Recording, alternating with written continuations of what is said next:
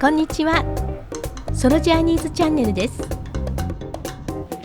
このチャンネルは自分らしく自由に歩む心の贅沢旅をお届けしています。今日は羽田からパリへ ANA ビジネスクラスで行く14時間の空の旅。その途中、北極圏上空で思いがけずオーロラにも出会いました。美味しいコース料理、体を横たえて眠れるフルフラットシート、ゆったりと流れる時間の中へ、どうぞ一緒に踏み出してくださいね。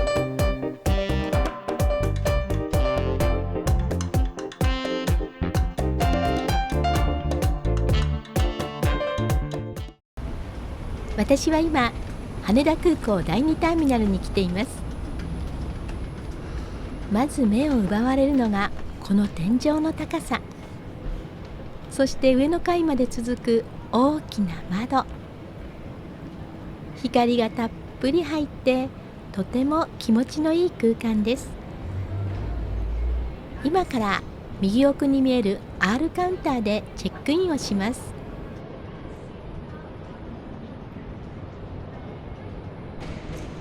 もともとは国内線専用だった第2ターミナルに2020年に国際線エリアができて、コロナで閉鎖された後、2023年の7月にまた動き出しました。目の前いっぱいに広がるのは、さっき上から見た天井まである大きなガラスの窓。空に向かって伸びていくような透明な光のゲートです。窓の向こうにはたくさんの飛行機と滑走路。さあ、旅が始まりますよとゲートを開いてくれているみたいです。チェックインカウンターに向かいます。左側はビジネスクラスのカウンターですね。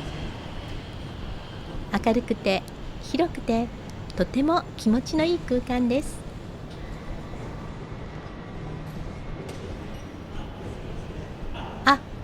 R の文字がありました。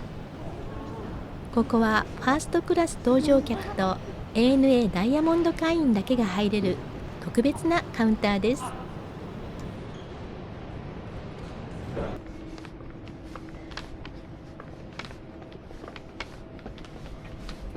失礼いたします。申し訳ございません。チェックインを済ませて荷物を預け、搭乗券をいただきました。次は保安検査です。R カウンターを出て保安検査場へ進みます。優先レーンから通していただきました。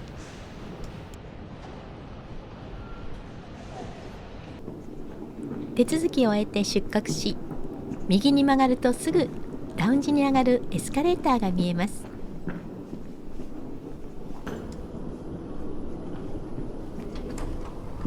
ANA スイートラウンジは右側です。中に入った瞬間、空気がふわっと柔らかくなります。ここから先はゆっくりしてねと言われてるみたいな特別な空間です。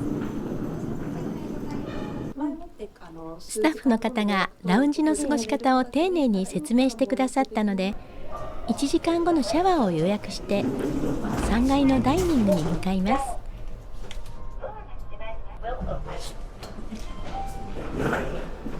いい香りがしてきました。ライブキッチンで作っている音と熱がすぐそこに感じられます。温かいお料理は QR コードでも注文できるのですが、サーモンとイクラ丼のご飯を少なめにしてほしかったので、カウンターでお願いしました。呼び出しベルをいただいて、その間にサラダバーで新鮮なサラダを盛り付けます。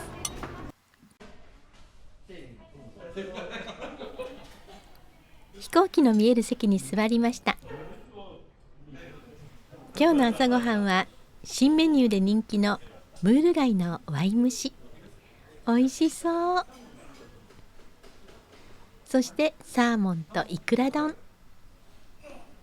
新鮮な野菜サラダ。まずはムール貝から。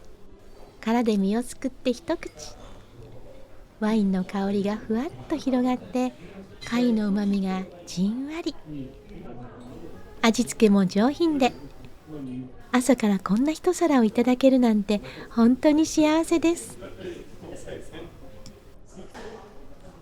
続いてサーモンとイクラ丼。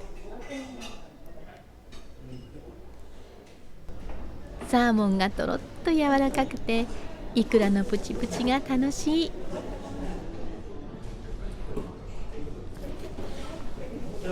サラダはシャキシャキ。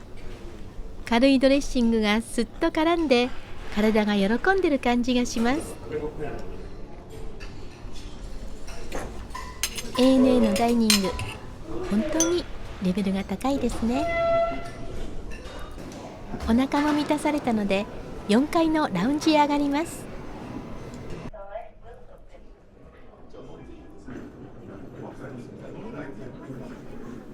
天井が高くて、窓からの光が柔らかく差し込んで、ゆったりした空間です。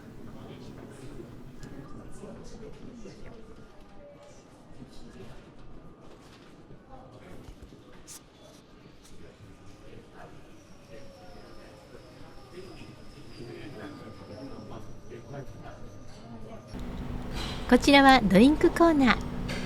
ビール、ジュース、ソフトドリンク、ウイスキー、ワイン、日本酒、そして温かい飲み物。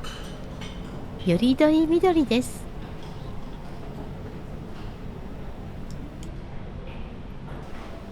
ライトミールコーナーには新鮮な海鮮が並ぶ海鮮ビュッフェ。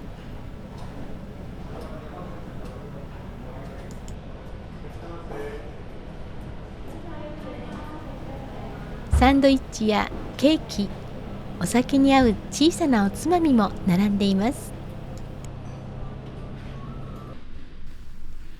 ラウンジの奥には少し照明を落としたナップスペースもあります。ソファーで横になってブランケットに包まれて一休みできるスペース。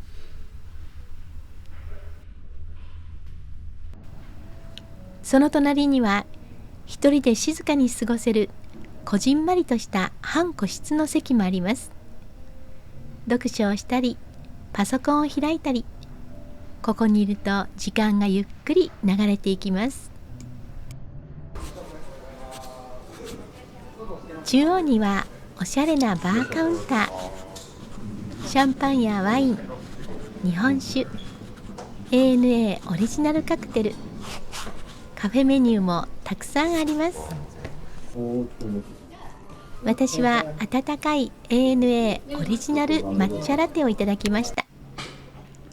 ふわっと広がる抹茶の香りに心がすっと落ち着きます。予約していたシャワールームに来ました。広くて明るくてとても清潔です。ドライヤーもタオルも必要なものは全部ありますね。アメニティの香りも良くて気分が一気にリセットされます。ここでシャワーを浴びると気持ちよく旅に出ることができそうです。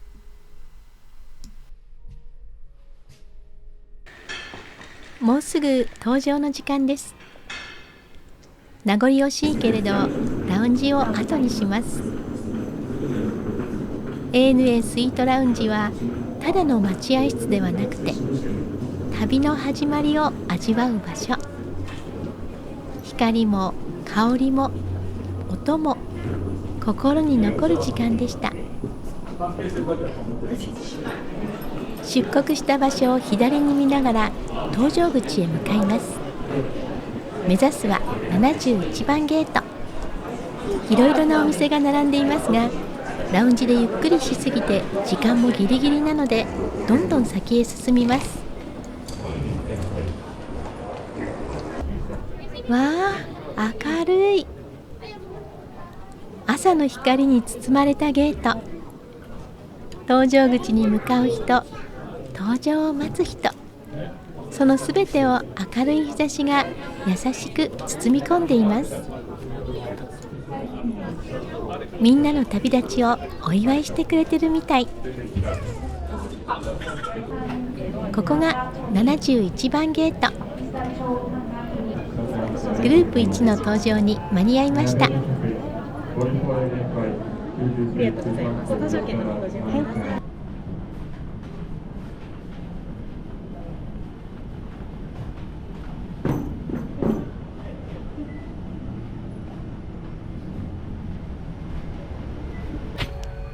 こちらがボーイング789の 1A 席です。座席にはアメニティポーチ、スリッパ、ヘッドホン、そして枕やマットレスなどの寝具が用意されています。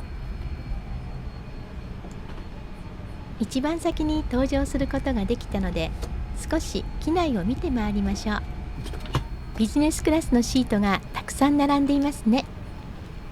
パリ線は特に人気路線ということもあり、ビジネスクラスは48席ととても多い配列です。どの席からも通路に出られる作りで、プライベート感もバッチリですね。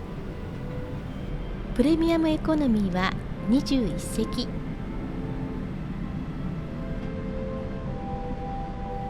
エコノミーが146席、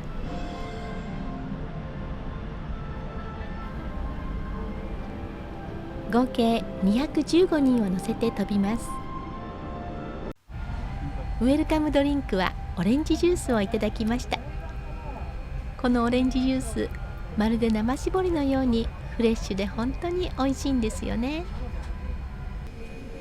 さて、いよいよ離陸です。パリまで14時間の旅が始まります。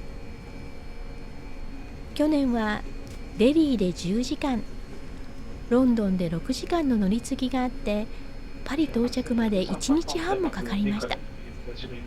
それを思うと直行の14時間はありがたすぎて天国みたいです。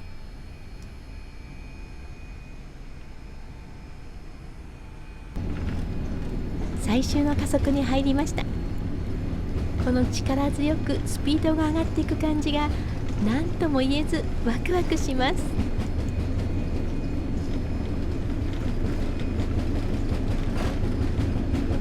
ふわっと機体が浮き上がるこの瞬間が大好きです。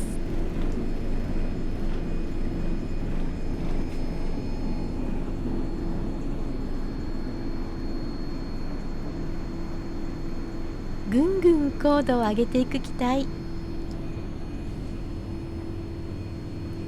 街がみるみる小さくなっていって、空へ向かっていく景色、日常では味わえない心がほどける感じがあります。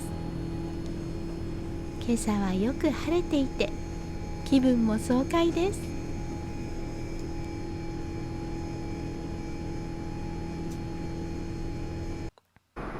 水平飛行になりました。シートベルトサインが消え、メニューが配られ、機内はここからお食事タイムです。でもこの2日ほど仕事が立て込んで、睡眠時間がかなり少なかった上に、今朝も4時半起き。そこで CA さんにお願いして、先に一眠りしてからコース料理をいただくことにしました。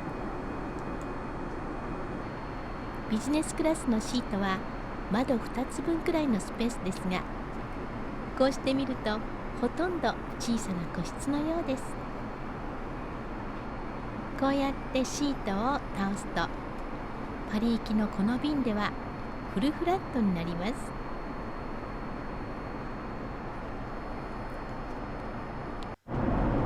今からベッドメイクをします。マットを敷いて、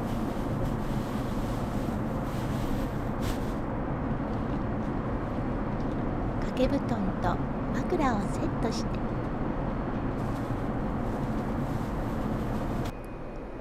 窓の明るさを落とすと、この席はすっかり小さなベッドルーム。喉が渇いた時のために小さなペットボトルのお水もいただきました。それではおやすみなさい。目が覚めました。5時間ぐっすり眠れました。体も頭もすごく楽です。周りを見ると食事も終わっていて、ほとんどの人が横になって休んでいます。私は一足遅れて今からコース料理をいただきます。テーブルを出してメニューを開きます。今回は事前に洋食コースを予約していたので、飲み物を選びます。まずシャンパンをいただきます。これはフランス・シャンパーニュ地方のパイパーエドシックのキュベ・ブリュットです。では一口。すっきりした辛口でとてもキレのいい味。でもちゃんとまろやかさもあっておいしい。寝起きにシャンパン。なんて贅沢なんでしょう。アミューズはパストラミチキンチーズとオリーブ、そして黒ごまくるみピスタチオスティック。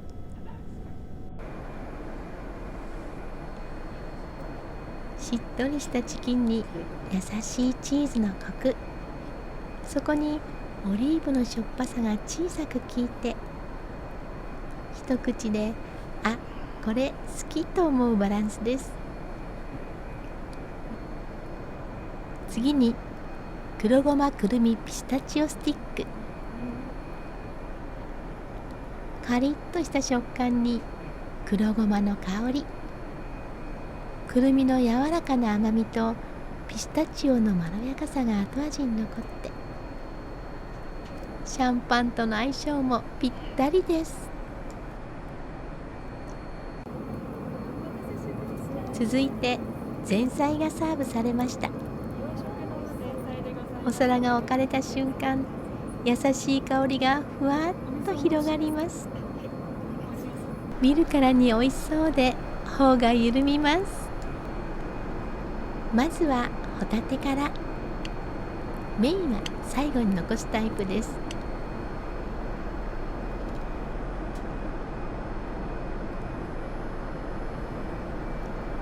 少し焼き色がついていて、じゅわっとしたうまみが広がります。上質なホタテという感じ。シンプルにおいしいです。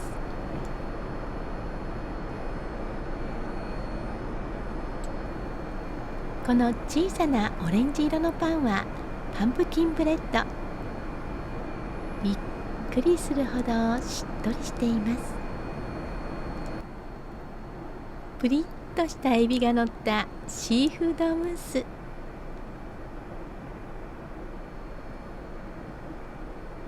そっと口に入れるとムースがすっと溶けて、その後からエビの甘みがふわっと広がります。最後にチキンのパロティーヌ。柔らかいチキンにトリュフソースの香りがふんわり。おいしい。静かに幸せが広がります。お皿に残ったソースはパンにつけて最後まで。前菜も完食です。メインは舌ビラメのビエノワーズ、ソースはベルモット。お皿を見て思わずわーと声が出そうになりました。ふっくらと厚みのある舌ビラメ。舌ビラメという名前ですが、ヒラメとは別の魚で、白身魚の中でも最高級魚の一つ。フランス料理ではまさに王様のように扱われる魚です。これはすごい。口に入れた瞬間、ふわっと身がほどけて、その後から細かなうまみがすっと広がります。上に乗ったパン粉のカリッとした食感が柔らかな身に素敵なアクセントになっています。白いベルモットソースにはハーブの香りが潜んでいて、爽やかでほのかに甘く、舌ビラメの後味をきれいにまとめてくれます。新しくいただいた白ワインはローラン・ラバントゥループティシャブリ2022。一口含むとレモンのような爽やかな酸っぱさがパーッと広がって、その後に潮風のようなミネラル感がすっとやってきます。最後にナッツのようなまろやかさ。舌ビラメとの相性も抜群です。今 CA さんがそっと私のそばに来て、オーロラが見えてるみたいですよと教えてくださいました。オーロラ？その一言に時間がふっと止まった気がしました。でも一会席の窓の外は真っ暗。オーロラが見えるのはもっと後ろ、機体の左側、エコノミーの最後尾の小さな窓だけだそうです。教えていただいた瞬間、胸がドキドキして、気づいたらもう立ち上がっていました。できるだけ足音を立てないように、流行る気持ちを抑えながらも足取りはだんだん速くなっていきます。最後尾には数人の人が並んでいて、順番に小さな窓を覗いていました。その窓の先に広がっていたのがこのオーロラです。音ではなく、ただ光だけがそっと舞うように揺れている。奇跡の光を皆様にもお裾分け。この幸せがあなたの心にも届きますように。温め直していただいた舌ビラメの続きをいただきます。ふっくらとした白身と優しいソース。一口ごとに幸せだなぁとしみじみ感じる味です。パンプキンブレッドのおかわりをいただきました。もしかしたらこの味もオーロラと同じように一生に一回だけの出会いかもしれません。そう思いながら大切にゆっくりと味わいました。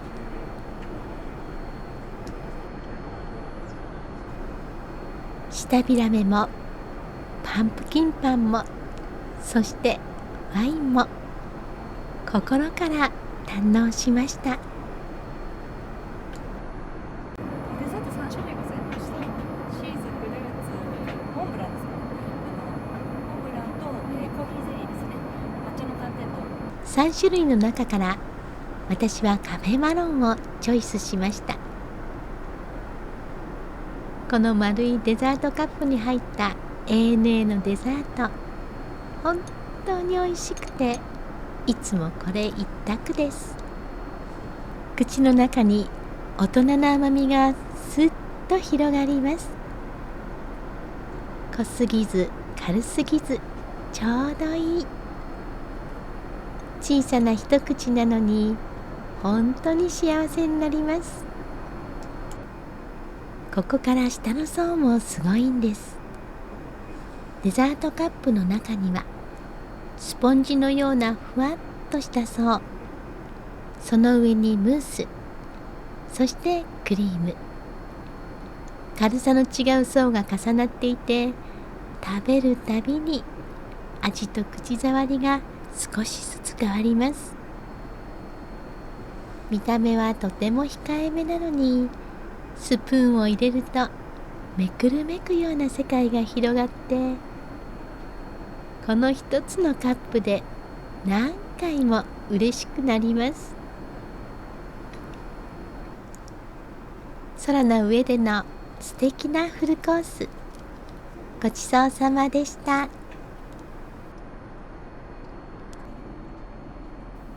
映画を一本見終わってお化粧室に行ってきました。周りはまだ静かで、機内の光も落ちたままです。後ろの方でポンと優しい音が一つ鳴りました。少し経つとラーメンのいい香りがスーッと流れてきました。ビジネスでもファーストでも好きな時にオーダーできるメニューの中で、ひときわ人の心を引くのがこのラーメン。誰か一人が頼むと周りもつられてほしくなる、そんな不思議な魅力を持ってますよね。私の前にも静かにラーメンが置かれました。思わず頬が緩みます。では、いただきます。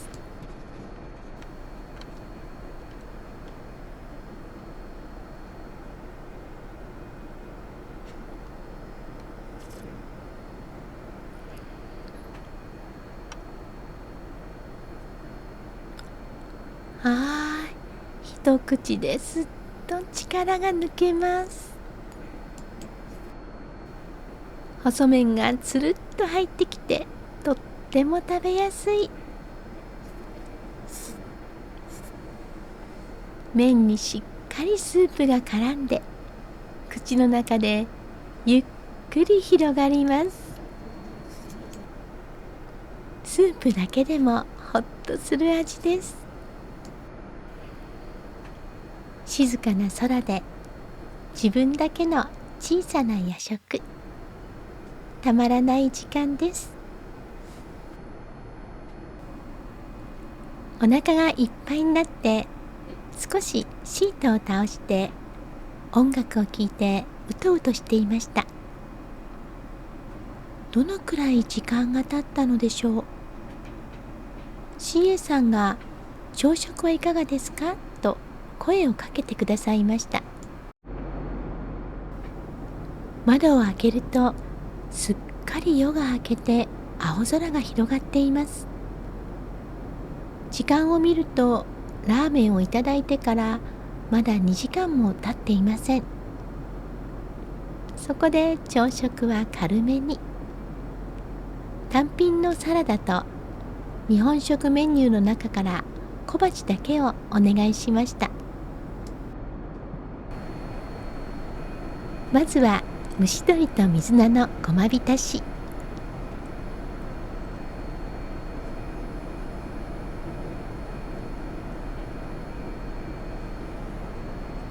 蒸し鶏のしっとりしたうまみと水菜のシャキッとした口触り、そこにごまの香りがふわっと重なって、小さな一品なのに心がとても落ち着く味です。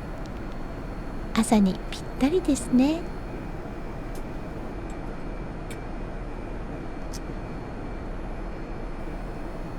生野菜のサラダはみずみずしさがとても良くて、あっさりしたドレッシングがすっと絡みます。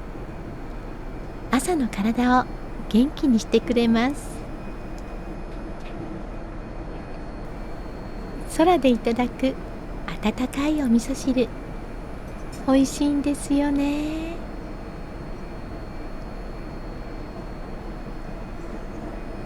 出汁が効いていて、一口飲むだけで体が優しく緩む感じ。デザートにカフェラテとハーゲンダッツのアイスクリームをいただきました。もうすぐパリに着きます。本当にあっという間でした。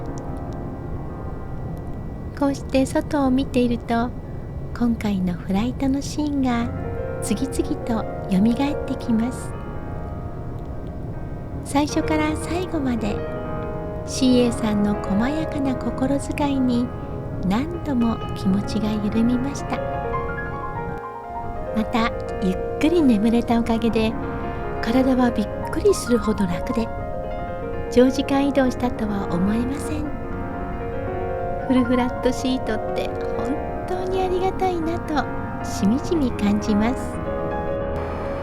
そして何といっても奇跡のオーロラ。数分ほんの少しの光だったけれど、緑の揺らぎを見た瞬間、世界ってこんな風に夢のような景色を突然見せてくれるんだなと胸が熱くなりました。優しい時間、美しい景色、おいしいお料理、そして心に残る光。気づいたらとてつもなく豊かな時間を過ごしていました。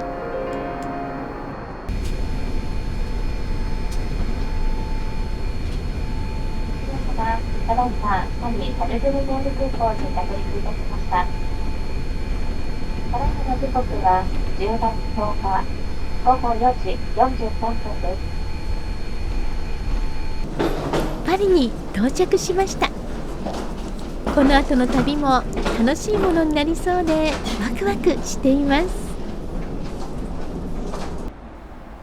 帰りはロンドンからボーイング777-300ER のファーストクラスザ・スイートに乗って帰国しました。ロンドン発ファーストクラス搭乗機もぜひご覧くださいね。そして次回は私のバースデーフライトの様子をお届けします。往復ともに ANA のエアバス380フライングホヌ、2階のファーストクラスで過ごした特別な旅です。Z カウンターから始まり、スイートラウンジでゆっくり過ごしてホヌの機内へ。ホノルルではラウンジからそのまま登場する特別な体験もありました。機体が動き出す瞬間から全てが特別。上空の静けさ、窓の向こうの雲海、そして満ちてくる開放感、幸せが広がる空の時間をぎゅっと詰め込んでお届けします。ぜひチャンネル登録して次回も楽しんでくださいね。